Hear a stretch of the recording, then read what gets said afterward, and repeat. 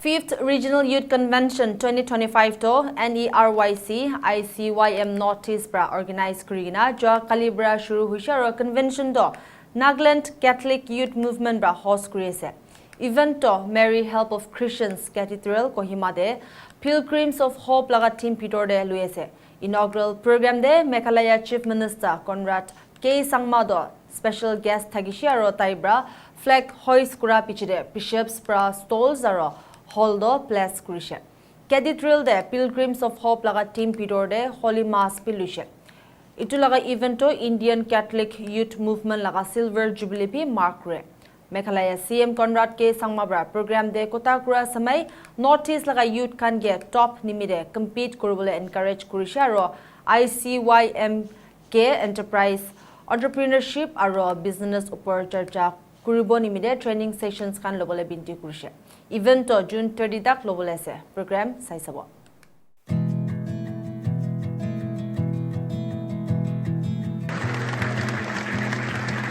Jonah presents our Honorable CM with the Humble Soul. And a memento will have too many things to carry.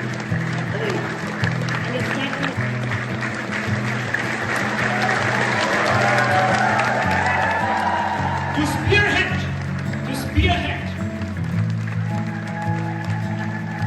And we request our, please be to have you, sir.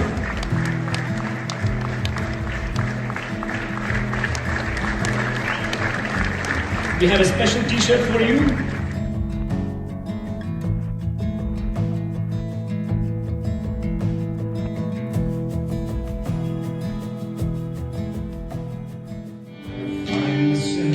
In times of trouble, whenever it comes to me, speaking words of wisdom, let it be.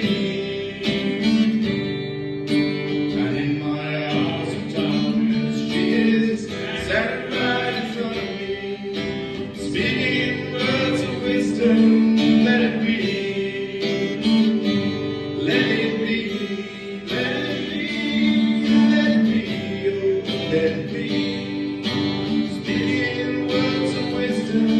let it be.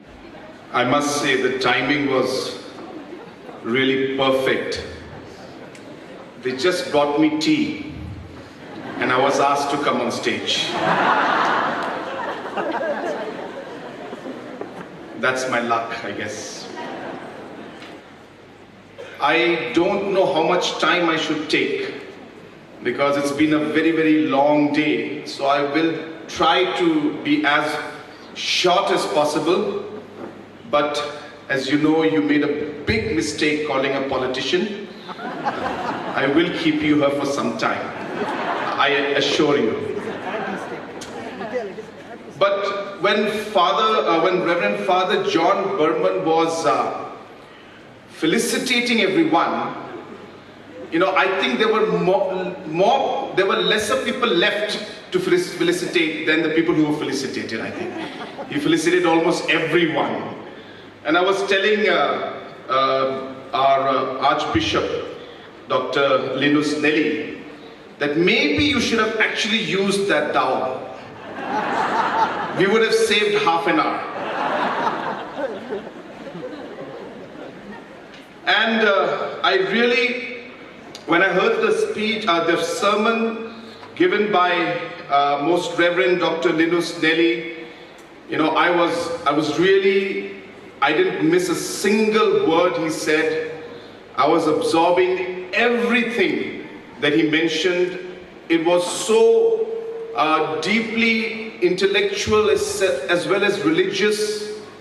And I was wondering, I wonder who was his teacher that he came out to be so good.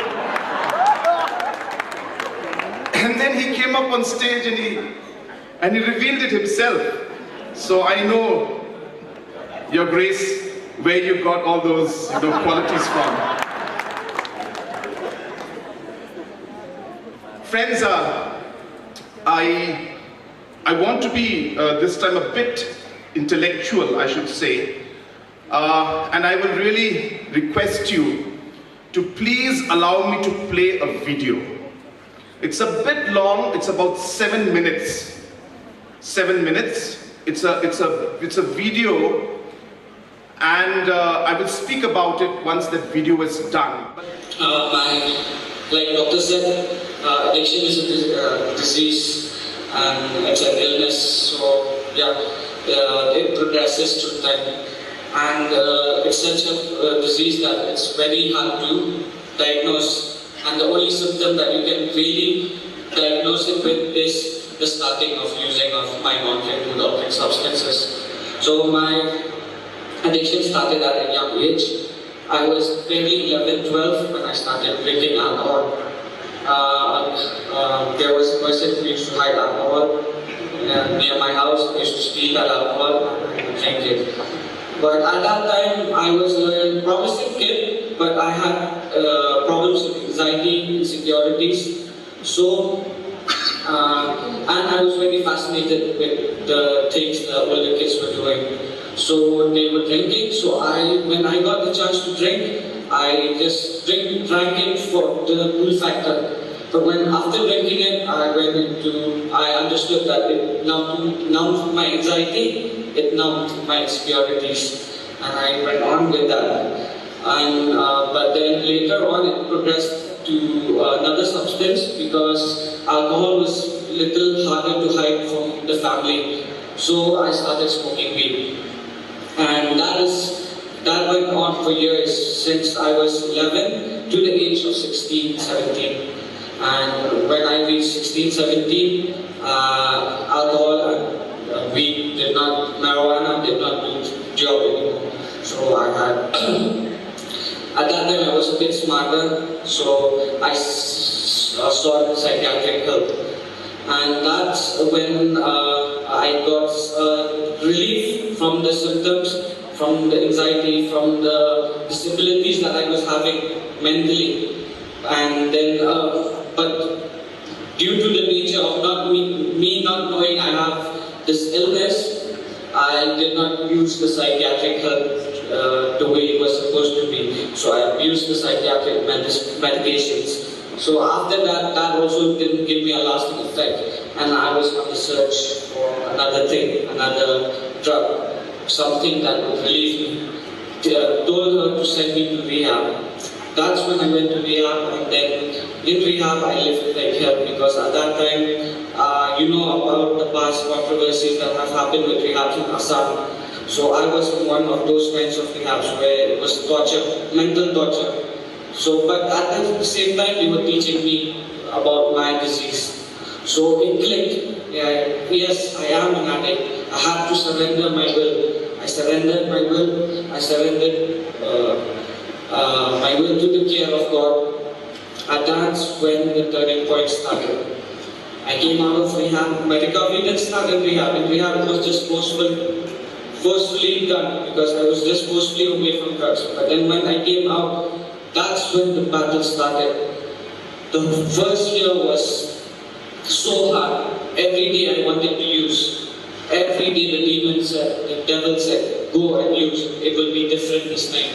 But I had the hope in God. I had hope in God, and I kept going. I kept going. And through the grace of God, through the support of my fellowship from the support group, a person like me who could not stay clean for more than 2 to 3 days. Doctor knows here that how many times I had relapses. Even Dr. Pakhan knows how many times I had to meet him. And for that person, now I'm on my 3rd year of recovery. I am on my 3rd year of recovery, and it's entirely by the grace of God and the help of the fellowship. And I would like to thank everyone, each and every one of you here, for listening to my story. I know I could go on hours to tell you about my story, but then you guys also don't have the time. I also can't elaborate that much. I'm not that good. So thank you for giving me this opportunity once again. And thank you to Meghalaya Users Forum for also empowering me in my recovery. Thank you. But I think the message at the end when he mentioned that I surrendered to God and I had faith in God. When I came out of the rehab, it's not that I was out of drugs. It is when I surrendered to God and had faith in Him that I started to recover. I find this person's testimony to be so inspiring. I know there was a bit of audio issue, you could not hear everything he said. But at the crux of what he was trying to share with all of us was that he was not walking or trying to do things with what he saw or what he was told about, what the psychiatrist told him or what the rehab person told him. For him, he had the faith. It was the faith, it was not the sight of what was there in front, but knowing that he surrendered to God, that he was able to move forward. I mean, Isaac, this youngster's name is Isaac Surong. Isaac's story is really amazing because, his is kind of a journey, you can say in a desert of despair, in a kind of a valley of fear, almost like a mountain of uncertainty. And yet he was able to, carry this kind of a light that no darkness could extinguish. And that's really a pilgrim of hope, is what I personally believe. And I think he's a great example, you can say an epitome of what faith can do. And being a pilgrim of hope, believing and surrendering yourself to God. And as he said, that it was not in rehab, but it was when I came out of rehab, when I surrendered to God, when I prayed to God, that I started to recover, and today for 3 years, he has been without it. Second, apart from being a pilgrim of hope in his own life, Isaac is today a pilgrim of hope and a beacon of hope for others to know that if he can do it, with that faith that he had, anybody can do it. And the third aspect, which I think is so critical when it comes to the theme that we were discussing today, is exactly what Bahek has mentioned. The example of Saint Teresa, of how she had selflessly given herself to the service of the poorest of the poor and become, as he said, a pilgrim of hope. I hope that in today's program, as well as the next 2 to 3 days that you will be here, I hope that all of you will be able to become pilgrims of hope. Even in small ways, it's about, the care that you give. It's about the prayer. It's about the purposeful actions that you do. Small things that are there can bring hope and can bring change. And especially in today's world, where there is so much of problems, issues, so much of concern, so many problems is facing us. I'll tell you that small aspect of hope can really take us very far. So I'm so happy. It was, of course, His Holiness Pope Francis, who had in the 2025 Jubilee mentioned the theme of Pilgrims of Hope. And we are so happy that we're able to take this forward. And today the ICYM and the Regional Committee is actually having this program. And I'm so glad to be part of this.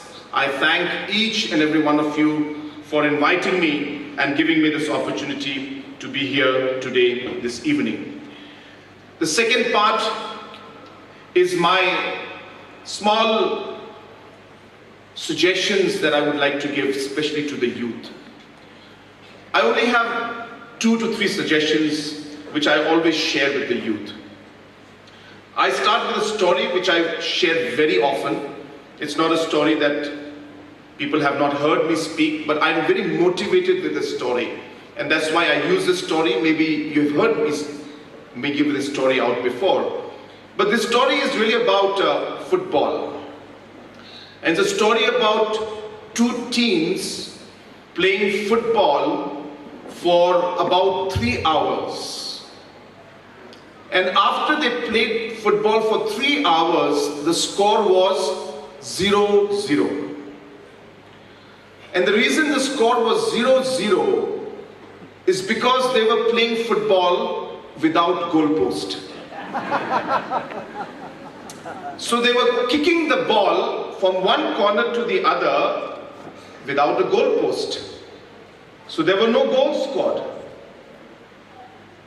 Friends, if you do not have a goal in life, if you do not have a purpose in life, you will be working day and night, and you'll be like those teams, not knowing where you want to go in life, and you'll be not able to score any goal or achieve the goals that you would like to achieve. My message to the youth today is, make sure that you have a purpose in your life. Make sure you set your goals and work towards those goals. It's not just individuals. The ICYM has goals, and we work towards those goals. The Catholic Church has goals. We set our targets and we work towards those targets. Governments have goals.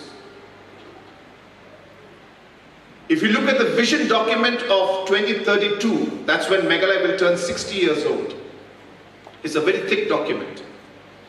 It talks about how we will achieve, what we will achieve, and what is a goal for every single sector. Whether tourism sector, agriculture sector, road sector, water sector, power sector, health, education, in every sector, what Meghalaya should achieve and where should we be in 2032. We have the entire plan and program in front of us. And it's a very steep target, let me tell you. Very, very steep target. And people actually laugh at us. But I tell them that if we don't target for 90 or 100%, we will not get even half of that. If we just want to pass an exam, then you will just pass an exam. So I urge all of you that, number one, make sure that as a youth, you must have a purpose and a goal in front so that you are having a target on where you want to go. I urge the youngsters of the Northeast, this is something that I'm deeply concerned with, is that for us, sometimes we fail to seize the opportunities that are there in front. Sometimes we fail to believe in ourselves that we actually can do it. We sometimes undermine the capacity that we have. We look at ourselves and we feel sorry for ourselves sometimes and say, we're tribals, we can't do it. And that itself is a failure. We have failed before even we have started. I want the youth of the Northeast to want to compete at the top. I remember late P.S. Sangma used to tell me, this is in close quarters, we just used to sit together, and talk as father and son. And you know what he used to tell me? Of course, don't repeat this, because then politically it will be a big damage for me. You know what he used to tell me? He said, Babang is my, home name. Babang, what is maybe the biggest problem for our children? I said, Baba, I don't know. What is it? He said, reservation. He said, reservation is maybe one of the biggest problems for our children. Because of reservation, we don't want to compete. And because reservation is there, we just believe that we will get the seats that we want.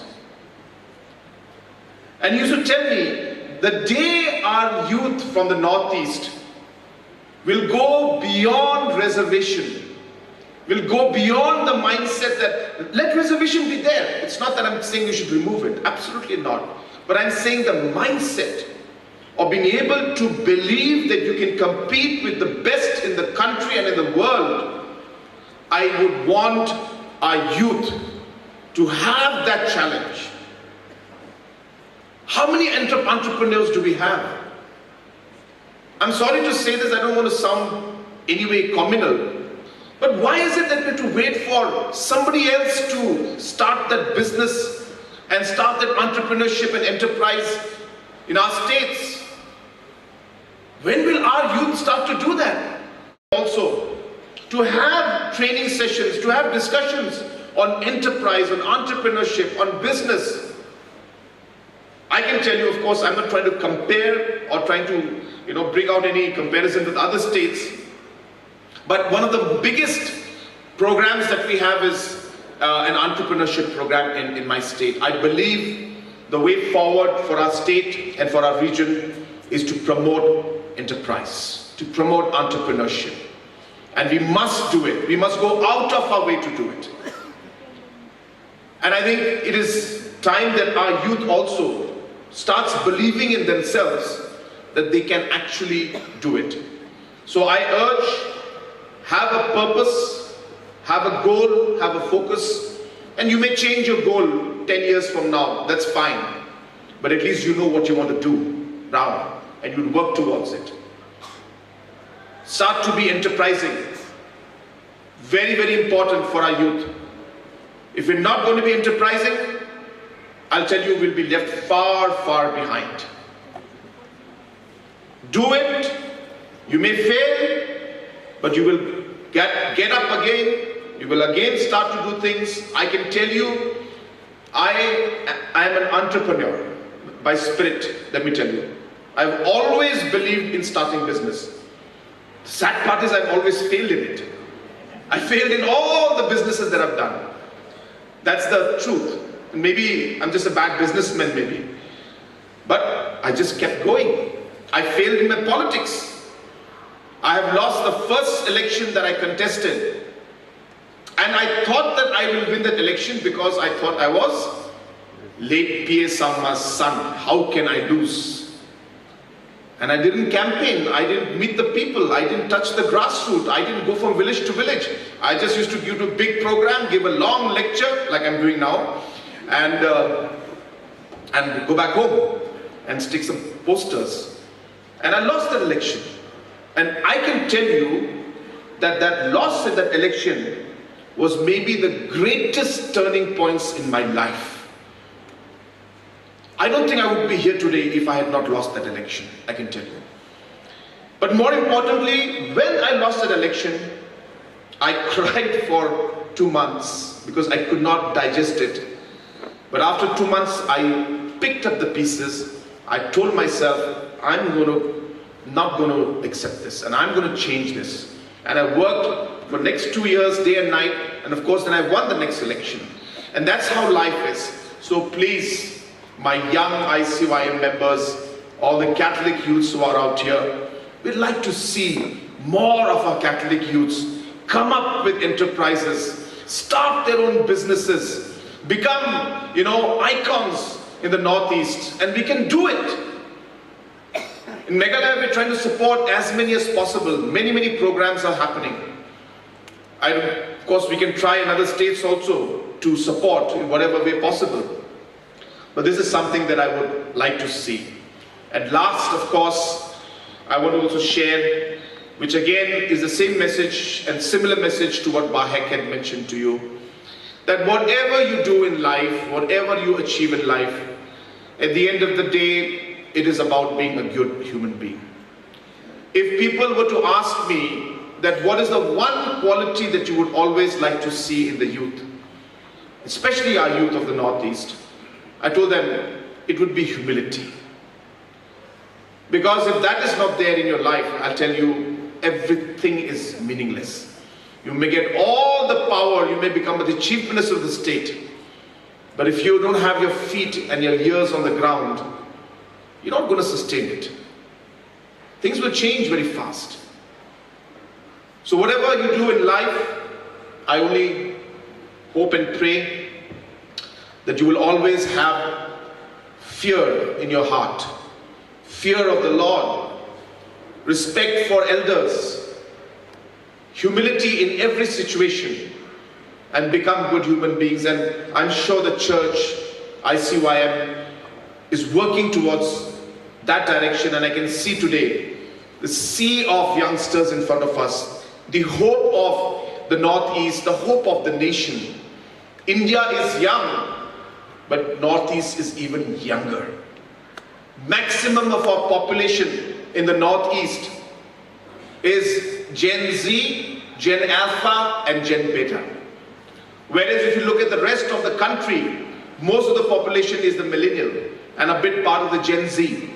So we are here as Gen Alpha and Gen Beta, and Gen Z are the maximum. So if you look at the population, it's a pyramid like this. The lowest population is the maximum. Meghalaya, for example, out of 38 lakhs, okay, 38 lakh people, 18 lakh people are below the age of 20. That means 50% of my population is below the age of 20. There are only 6 lakh people in my state, including Bahek and myself and Most Reverend Victor Lingdo, who are above the age of 45. And I think hardly about 50,000 people who are above the age of 70. So you can imagine the kind of potential we have. And I keep telling people, youth is our greatest asset.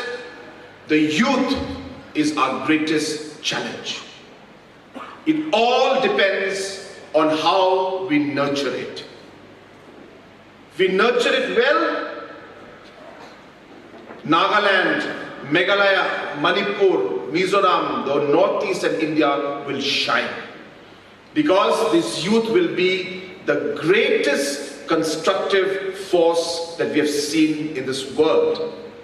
And if we can't nurture it, and if they get in the wrong direction and start doing the wrong things,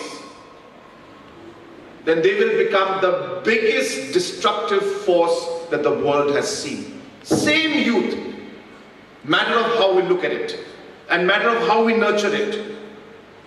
And that's really what ICYM, that's why it's so important. That's why when I was told that, sir, please come, I said, I will absolutely come. And I'm going to the program in October in Kerala also, in the National ICYM program, because I want to talk to the youth. I want to tell our youth that this is the opportunity. Let us not let go. And the theme, so rightly chosen by late Pope Francis, Pilgrims of Hope, is so appropriate on an occasion like this. And I'm sure that we will all achieve that in the days to come. And ICYM will lead you, will direct you, will nurture you to be there as the constructive force to take our region and our state and our country forward. I wish you all the very best. May God bless each and every one of you. And before I conclude, Father John had given so many mementos to everybody. Somebody has to give him something also. It's really, really unfair. So I know this also is really wrong. I should not be doing this. And all the archbishops are here. I feel very scared to do this. When I went to Rome and I came back from Rome in Pope Francis' funeral, when I met Nuncio, so he blessed and he gave me this rosary. So I would like to hand over this rosary to Father John. Though actually he's supposed to give me a rosary. I hope you know that. So I expect a rosary from him also. But I thought this is a meaningful memento and a meaningful gift from my side. I cannot call it, as a religious thing because it's not really for me to do it. He's supposed to do it for me. Yeah. But I would like to present this small rosary blessed by our nuncio who gave it to me, and I would like to give it to Father John for all the work that he's been doing. And let's give him a round of applause, really. And he'll be going at the national level now, right? He will be the big boss. Yeah.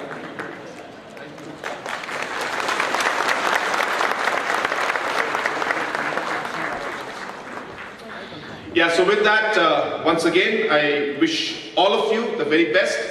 It's really late, and so I'll conclude my speech.